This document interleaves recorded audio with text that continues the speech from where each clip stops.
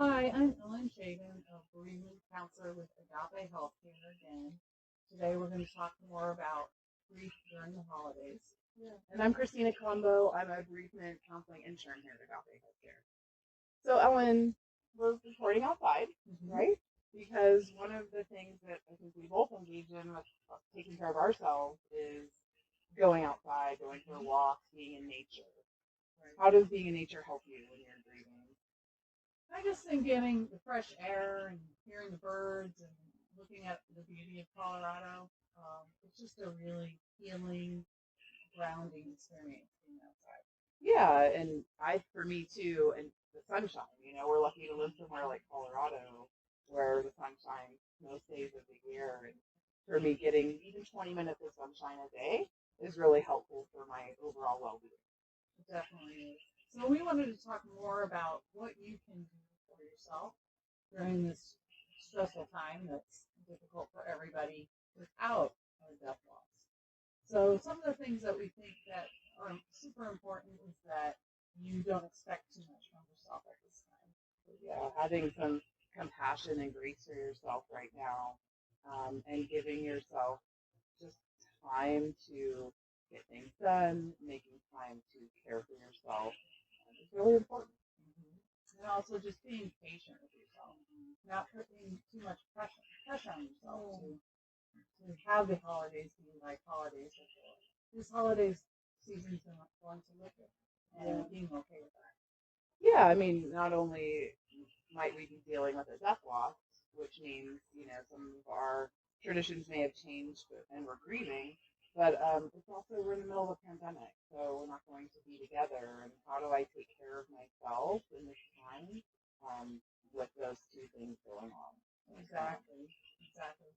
So some of the things that I've been able to do when I'm dealing with a lot of stress is being very cognizant of what I'm eating, drinking a lot of water, trying to get a lot of sleep, being out in nature. What are some of the things that you like to do?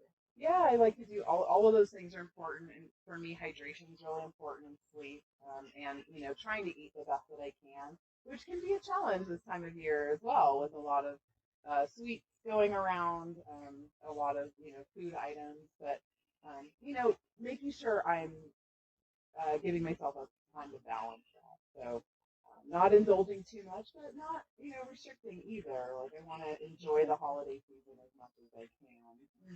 So those are important. And another thing I try to be mindful of when I'm grieving and in stressful situations is also just being mindful of my alcohol intake. So I don't want to overindulge in alcohol, and I want to be mindful that I'm not using it as a coping tool. Yeah, that is super important. The other thing is just being connected to people. Um, Maybe art is your thing. Things in the past that have helped you deal with stress that have worked with other things can also work.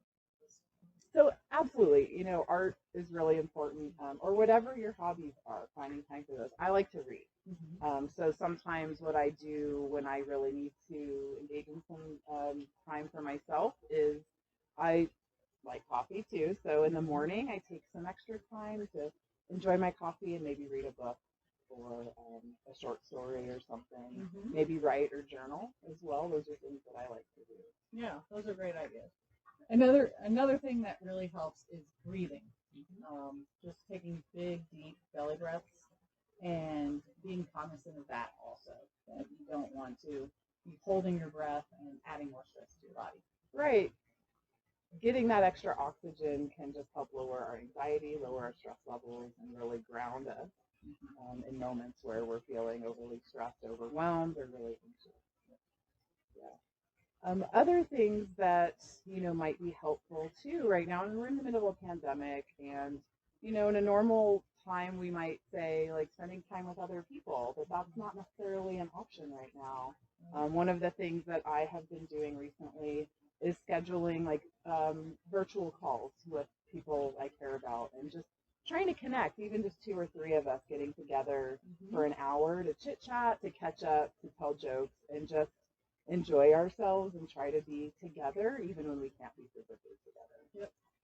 And those that you do get together with over the holidays, whether it's just your immediate family or a limited number of friends, is having a plan of what you want the holiday to look like.